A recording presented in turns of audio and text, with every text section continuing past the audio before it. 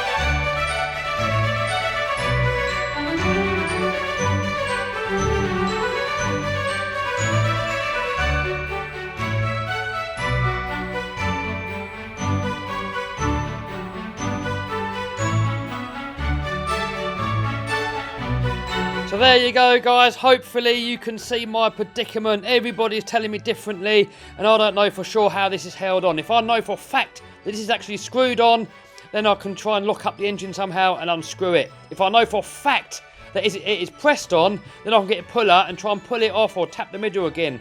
But I need to know for 100% certain, otherwise I'm going to end up killing it. Someone in the comments said, oh, if you're so rich, why don't you just buy a new one? I mean, like that's got anything to do with it, dude. I mean, I buy a new one, it's going to be exactly the same, isn't it? What are you doing, Pat? I'm doing an unboxing. Anyway, more importantly, how does this come off, man? This is the expert, the professional engine mechanic. You haven't done that yet? Yeah. Dude, I was hit that in the vice, and I was beating this, even off camera, even more. I was hitting it so hard, it would not come off. Everyone's saying there's a hair, because I've seen all the comments on your video.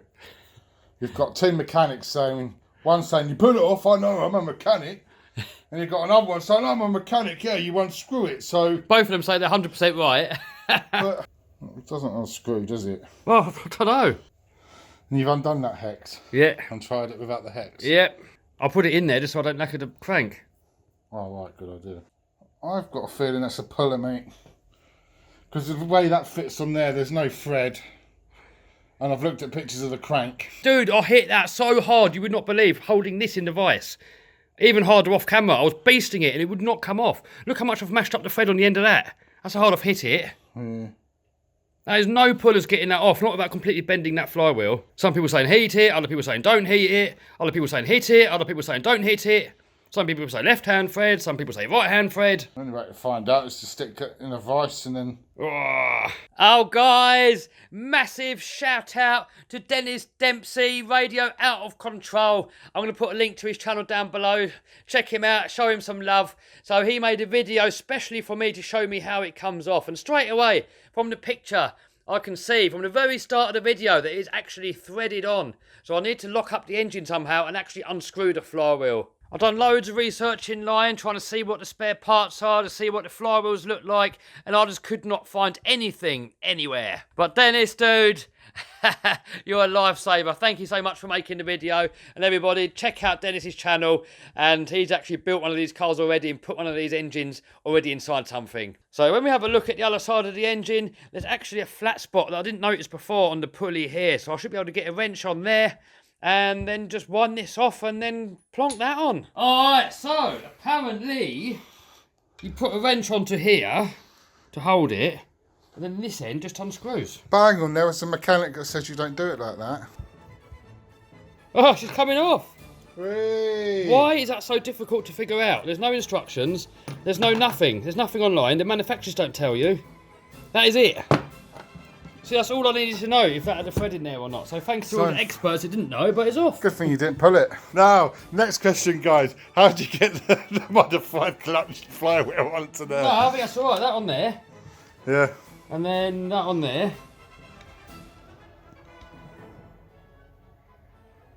There we go. Boom. Simple as that. Yeah? Oh, Who'd have thought? after a whole video just about it, Kev. 2 videos now. Really? And a community post. Just about getting that off. That was a whole video. I probably lost loads of subscribers.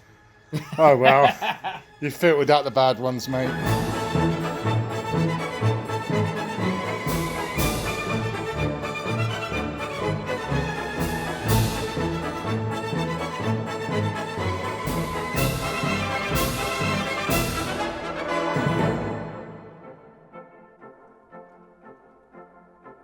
Alright, so now that I've figured out how to put the flywheel on, got all the clutch on there, it's now we have to find a car to put it in. Now, first of all, I was thinking this one here. So this is an RGT crawler, and I want to put the engine in up front. Now, Dennis, he uses a e-Revo 3.3 transmission, because that lines up perfectly to that. It's got a reverse gear, and it's got 2 forward speeds, and I don't know if it's got 2 reverse speeds as well, but that's what he uses.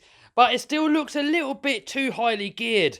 So I think I'm going to probably couple it up to like an extra gearbox.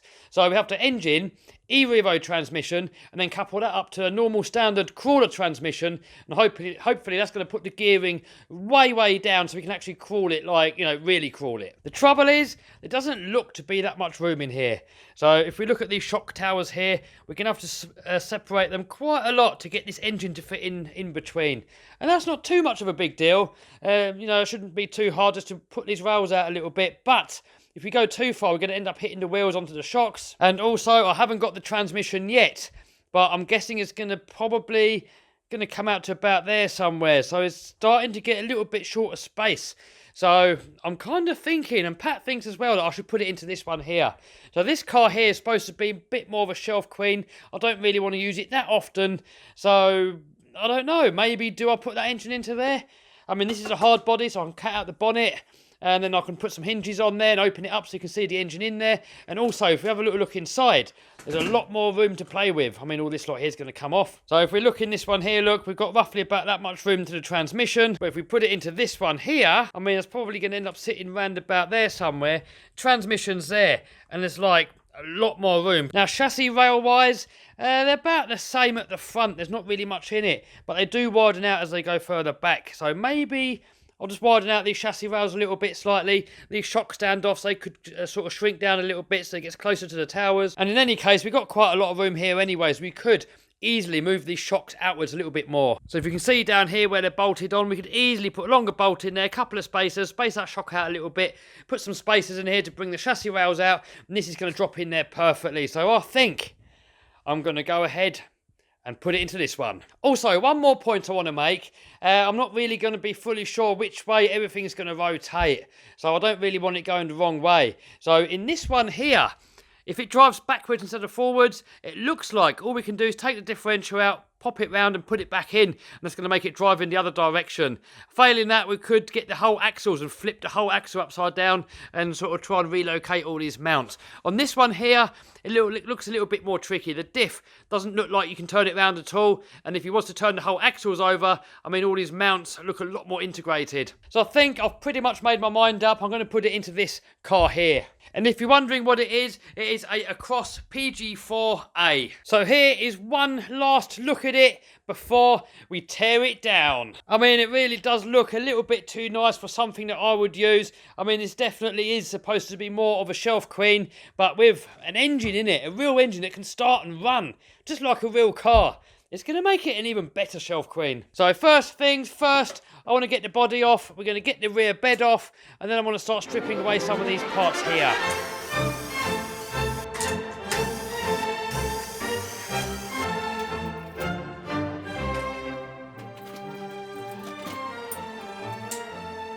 So here we go, body all removed. So I'll just set that over here in a minute just to keep it out of the way. And here's some of the electronics that are in there. This was all for like sound module and lights and flashers and blinkers and indicators and all kinds of other crazy stuff. So maybe I will wire that back in at some point. But more importantly, we need to make space for this.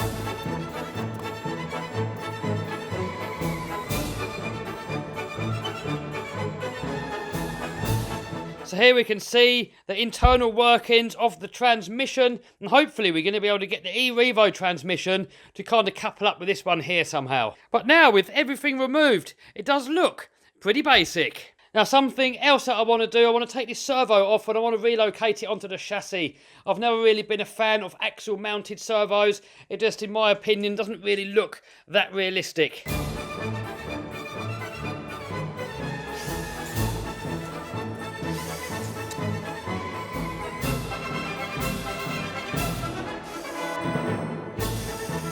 Alright, so next I'm going to temporarily screw these shock towers back on, and then I'm going to sort of see how far I've got to bend out the chassis rails to get the engine to go in.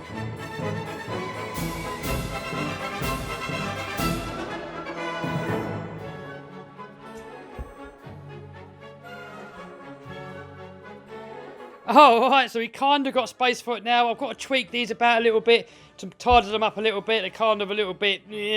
We can make all that better.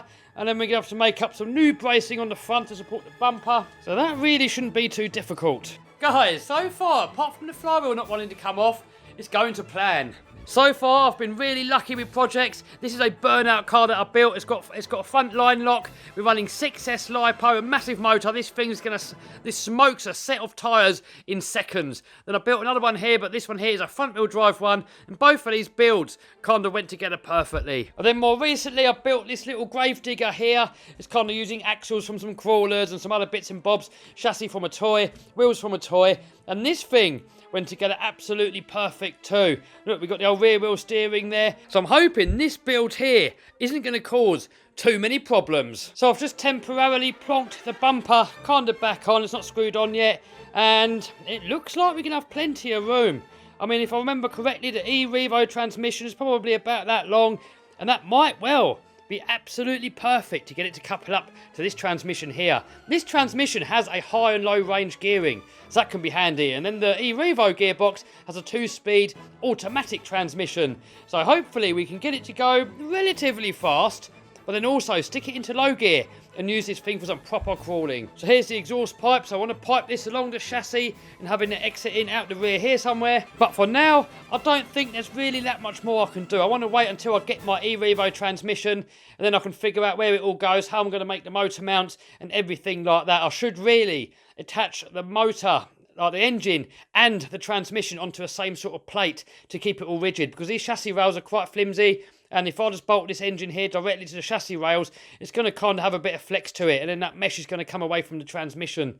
So I think we've got to find a way of making it all nice and secure, because I want this thing to be half reliable. So in the next video, I want to get the transmission in. I want to hopefully get the motor mounted and get it to the point where I can have the engine running, even if maybe I don't get the two transmissions coupled up. But I want to get some progress done with this. Maybe make it like a 2, 3, 4 part series. We've already had 2-part series to fit in the flywheel. So it's going to get better than that, guys. So make sure you check out Dennis Dempsey's channel. Link to that down below. Without him, I would have really struggled to get that flywheel off. So next, I'll see you over on one of these other videos. And I'm going to put a link here to where you can see the burnout car build and also the little gravedigger build.